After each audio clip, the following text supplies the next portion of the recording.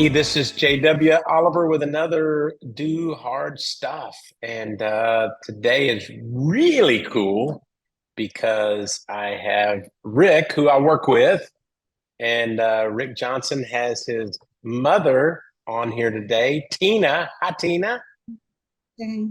And we have the most amazing story. I'm telling you, this is one of those. I think Rick has probably had to tell me this story like 4 times, but it's one of the most amazing stories of not only reconciliation but going through some really hard stuff to try to get where Rick is at today.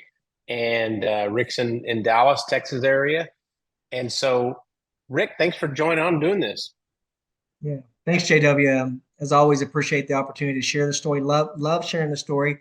I think we all have human interest stories, and it's just sometimes a matter of taking time, to kind of share that with one another. But the reason I love to share this story is because of what you said, reconciliation and the miracle worker that we have in our Lord, and how He's able to facilitate these miracles on His time. So let me kind of date it back. So as I date myself, born in 1970 in Saigon, Vietnam. My father, John Johnson, fought in the war as a Marine, born in Frankfurt, Germany. Met this beautiful young lady when he was in Vietnam. And fast forward to 1975, unfortunately, with the fall of Saigon, my mother made the ultimate sacrifice for the benefit of me to have more opportunity. And that's to let go of me in the fall of 1975 to go to the United States with my father, because there would be more opportunities for me. So during, quite a long stretch So of you time. you were about 5 then, right? When this About when 5. this all Yeah, happened. Yes. yeah, So about can you 5. remember all of these things happening at that time? You have a little memory of that?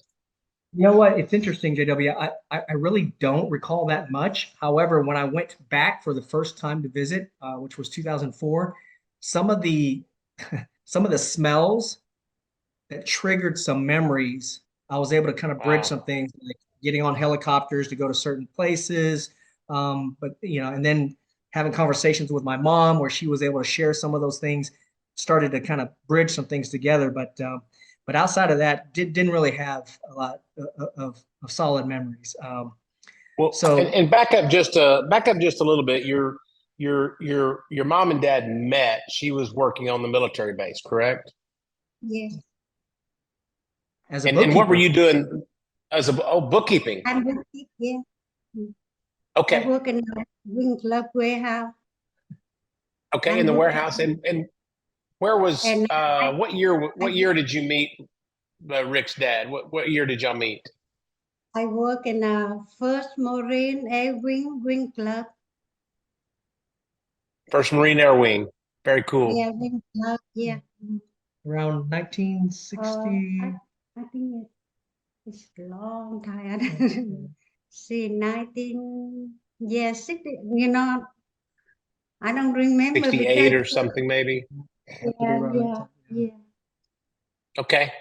And then Rick kind of take us from, so you were one of the last ones out in the fall of Saigon, right? I mean, really, Yeah. you were in that later group, I presume. That's right. That's right. And interesting enough, after kind of finding more information out, my mother and father at that particular time, unfortunately, were starting to separate as well. So, as she made the ultimate sacrifice for me versus keeping me there, which as an American born to a GI and have Vietnamese, when the North Vietnamese came in, they probably would have taken my life first, Yeah, right? Yeah. So I owe my life to her outside of just the ultimate sacrifice. And so Wow. the stretch of 1975 through 1995, which is 20 years, had no contact at all with my mother. Moved around numerous places because my father was military aviation. So we moved around a lot of places, both in the U.S. as well as internationally. And I just never had contact with her. It was a topic that my father did not want to discuss with me, and it was something that as a young kid, you have other things going on. You don't realize the importance of it, right? So in the fall of 1995, I received this interesting call from a lady out of Tennessee who was working for kind of like a missing persons agency and said, "Hey, are you Ricky Johnson? Were you born in Saigon, Vietnam, July 15, 1970? Is your social security number yada yada? I'm like, oh, this is kind of awkward. I don't know anybody money. I'm not in trouble with the law. What's going on? She said, well, I know the whereabouts of your mother. If you Wow. would love the opportunity to speak with her, and I was speechless.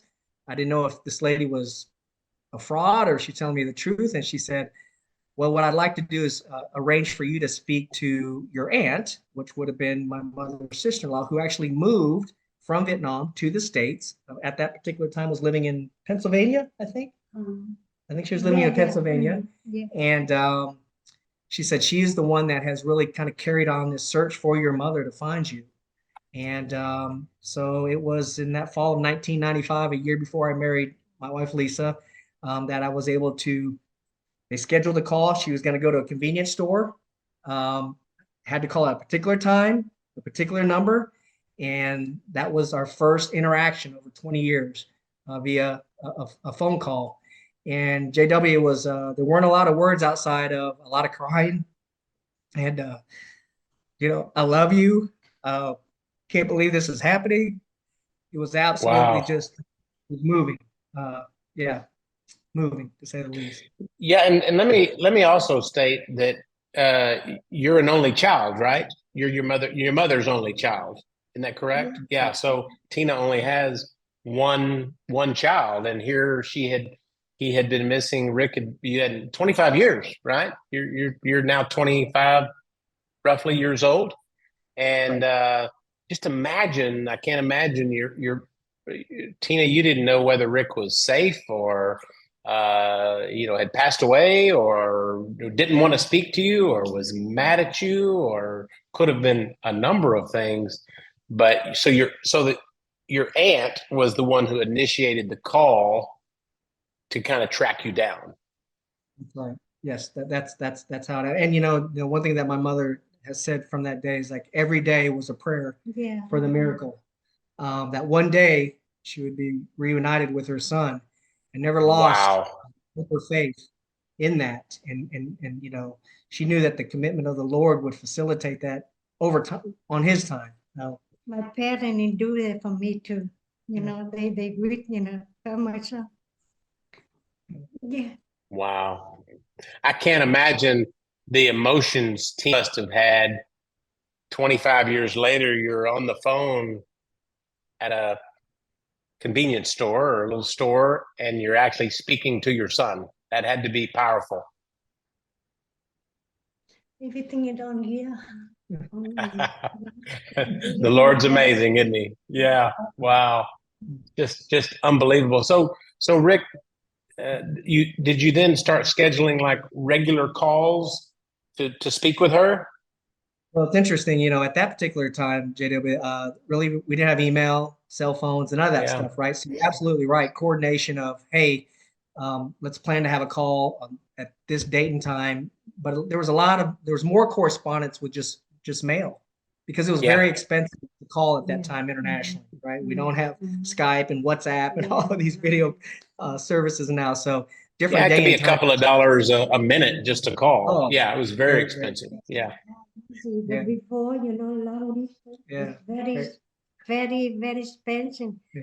And my house, we don't have no phone. Before, we don't have no phone. I have to go to the neighborhood. They got a phone. So, yeah, they let me. And your English was pretty good then too, because you had worked on the army base, correct? Yeah, Or the yeah. military, Marine base. Okay. Yeah. Mhm. Wow, that's incredible. So Rick, what happened at that point? I mean, how long did that continue with just the phone calls back and forth and the letters before you started to look into some additional action to get where you're at today? Yeah. So there was a series of events that, hey, do you want to come to the States? Are you comfortable leaving? Let's start the process of filling out paperwork. And, there were some missteps along the way. One, I did not get an immigration attorney. I tried to do it myself. Secondly, unfortunate events of 9/11 happened, which, as you can imagine, slowed everything down. And then also the mistake of trying to get her here on a tourist visa, which they denied because she's considered high risk. She never remarried. never had any kids. So she doesn't have property in Vietnam, so to speak. So she's a flight risk, right, so to speak. So what really facilitated the opportunity for us to reunite, meet in person first, was in 2004. I was doing some outsourcing work in the Philippines. So I'm on that side of the world with a great opportunity to go to Vietnam and visit my mother for the first time since 1975, 29 years later, seeing each other in person. A surreal moment, one of those kind of life-changing moments again, outside of having, getting married, having children, speaking to your mother 25 years later, and then actually seeing her 29 years later.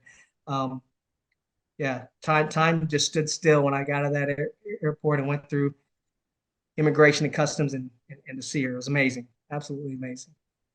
Well, I'm sure you both remember that moment vividly. You can probably see that and remember. I get a little emotional thinking about it myself, just imagining, 29 years away from your mother and 29 years apart from your son. That had to be some kind of a reunion. It was phenomenal, JD. It was one of those moment in times where everything was kind of in slow motion. So when I went through kind of the doors open, it was really interesting because I've done a lot of international traveling like yourself, and sometimes places are very chaotic, right? Yeah. But what I noticed about coming out in this kind of, waiting areas, everybody was kind of seeming like sitting in rows, just waiting for, and all of a sudden I could hear Ricky, my son, and like everybody parted. And she's just running, I'm running, and it was absolutely phenomenal, forever ingrained in my mind, just that memory. Yeah. Well, and what did you think, Tina, when you saw him for the first time in 29 years? Oh, I can believe, and I'm very, very happy, Oh, I can imagine. Wow, that's just, I mean, and I tell Rick all the time, that this is one of the most incredible stories because nobody has a story. We've all been through hard, different times and different obstacles, but not seeing your mom or not seeing your son for 29 years is and knowing they're alive too, right? And knowing you don't know how to facilitate that. So Rick, you this was 2004. You've reunited for the first time. What was the process from that? How did you maneuver forward? How long did you stay the first time when you were there? I think 2 weeks, and I think I made one more trip after that. And then as through this period of time, which was in 2004, continued with the paperwork process, and even wrote to my senator, even emailed Oprah Winfrey, thinking it was a good feel-good story. She could make some things happen for me, but a lot of dead ends. But again, on the Lord's time, everything got approved and granted, and went back. It was 1 month before our youngest, Jace, was born in 2007. Yeah, he was 1 month when I actually traveled back to Vietnam so I could travel with her to the States. So Jace was born, and then you traveled back at that point to go bring her back to here. You had a visa now. That's right. So she arrived here in the States. We were living in Hickory Creek. Jace was 1 month. So what it's going on, she's been here 16 years now, right? And I just it's real interesting, JW, of the 3 kids, there's definitely a unique bond and relationship she has with Jace because she's able to bridge the years that were lost with me. So yeah, she loves all her grandkids, but you can definitely tell there's a unique When I've been in United States, he only 1 month, then I take care of him. Can you believe it? I forgot how to change a diaper. He said, Mom, you don't know how to change a diaper? Yeah. I never thought about that, but he what? Jay, he close to me because, I take care of him, always. Well, yeah, I didn't think about that. But that was somewhat of a surrogate, a replacement for Rick, right? He's not there, and so yeah, you got to raise his. Wow, that's even. I don't think I remember that part, but that was another powerful part of that story, right? Of going through that as well. Now, did she just? I know the story now. I'm gonna let Rick tell it what she does now, because talk about when did she start working, and then also when did she get her citizenship as well? Yeah. So yeah, it's wanted her to not do anything when she got here, right? Has lived a pretty hard life. There's a lot that happened even living in Saigon when North Vietnamese came in. Lost her sister and changed currency 2 or 3 times. There's so much that she endured. So what we wanted to provide was just enjoy life now. Got your Stability, grandkids, yeah. but still in her, she just wanted to work and have money not only to help family but send money back. And so she got her first job at Walmart. Yeah. In facilities engineering, which is a janitor. What year was this? Oh gosh, how long have you been at Walmart? Since 2010? Almost 15 years. No. At Walmart. At Walmart, Yeah. yeah. No, you didn't start working when you first got here, Oh, sweetie. no. Yeah. Almost. I say almost. Yeah. I Maybe 14 years. 13, 14. No. 14. Okay. I remember I got Oh, you got the pin. That's right. Yeah. But anyway, you've been working there for 15, 16 years, and but you began to work. I mean, she wanted to work, right? She could have just stayed home, but she wanted to work and make her own money and have her own system. So, and then when did she go through and get the citizenship? I think it was 5 years later. 5 years. You have to be here 5 years and had to take the testing and all that stuff. And so proud moment for her. She loves the U.S. She loves for what it stands for, and the opportunity to come here and be in the land of freedom for sure. Almost. So Tina, what's that? Almost 99% of Vietnamese people want to go to the United States. I can imagine. Yeah. What was that like when you got your when you finished? You had to say the words to become a citizenship. How did that make you feel when they handed you those naturalization or those certificate? How did you feel? Were you excited? Yeah, I'm excited. Yeah, I'm very happy. I'm excited to be the citizen. Well, and in what really true immigration looks like, right? There was a compelling factor. Obviously, your mom would have had a difficult time in Vietnam continuing to sustain herself as you get older and unable to work, and family, there's not much family there. And then being able to come here and now and be a tax-paying citizen is a huge piece. That's what made America great. It was people like Tina coming over, working hard, contributing to the economy, and really making a difference, not becoming a burden on society, but becoming an interactive part of that as well. So, and now drive to work, right? I mean, got her own car too. Has her own car, drives to work, very independent. Doesn't put a lot of miles on her vehicle, by the way. I mean, it's about 5 miles to and from to Walmart, and then to church is probably 10 miles once a week to and from. So doesn't put a lot of miles on the car, but she's self-sufficient for sure. Well, I know you've told me some stories, Tina, and Rick has too, but I'm guessing that you are probably if not the best, one of the best employees that Walmart has, would be my guess. Oh, my store manager, she loves me. All my managers, they all love me because they say, Tina, you're the hard work. And the customers like you because you smile like you are right now. You're happy and you're always smiling as well. I'm happy. Wow. Well, this is just one of those truly amazing stories of reconciliation and really God being in control and an understanding that God's never early, he's never late, he's right on time. And I think this is an example of those pieces. Rick, after you've told me this, now I'm kind of gone, well, maybe you could have brought your mom over sooner, maybe 10 years earlier or whatever, right?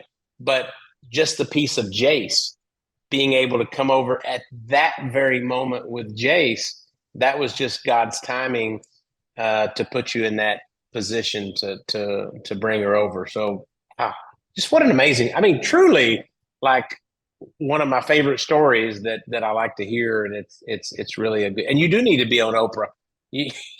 Oprah should bring you on right away. It's one of those truly great stories. Well, Rick, Tina, anything you wanna add before we go? Anything you want to share before? Anything you want to say? I just say thank for God, and thank for the everything. I'm a citizen, I'm got a line right now. Thank for God, everything. Citizen, job. Yeah. You're with your job. son and his family. So yeah, that's just I'm absolutely happy. amazing. I'm very happy now. Wow, what a great story. Rick, anything to add?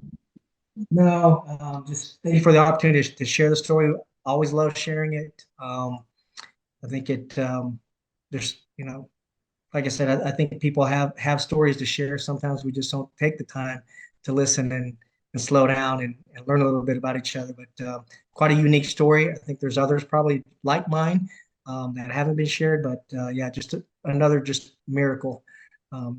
Amazing miracle to be able to reunite with my mother. Well, and I would go on to say that there are a lot of stories like that, but for me, it also helps me to understand. I mean, I came from a divorced family, and Dad left us, and we were very, very poor, and we had struggles, right? But we all have a story. But the moment that you think that your story is more difficult than somebody else's story, a story like Rick and Tina come up and like, okay, well, I didn't have that story, And so it just makes you give God the praise for all the blessings we have today. Rick and I work together. We've got a wonderful company that we're able to work with and see grow and give back to ministries and events. And it's just nice to be in a situation where you hear other people's stories, you understand where they came from. What do they say? You need to walk a mile in my shoes, right? And I think this is examples of walking in somebody's shoes. So, Tina, thank you. This was fantastic to have you on here as well. Do you have to work today? No, today I'm off. I'm start work tomorrow. I off on Sunday, Monday. Sunday I go to church. Off on Sunday, Monday. Yeah. Well, that's fantastic. And well, thank you for jumping on here with us. I really mean that. It was Rick knows how much I love your story and how much I enjoy hearing it. And Rick, thanks for taking the time to get your mom on here. And Rick told me she was worried about what she was going to wear, and I was like, just show up, you'll be good. But you look beautiful, Tina. You look beautiful. Oh, thank you so much. Thank you for the listen to us. Thank you. You bet. Well, hey everyone, thanks a bunch. This is talk about doing hard stuff. Rick did the hard stuff. That was a trial and error, and now you are reconciled. So hey, join us for another one in the future. But thanks again for jumping on to do hard stuff.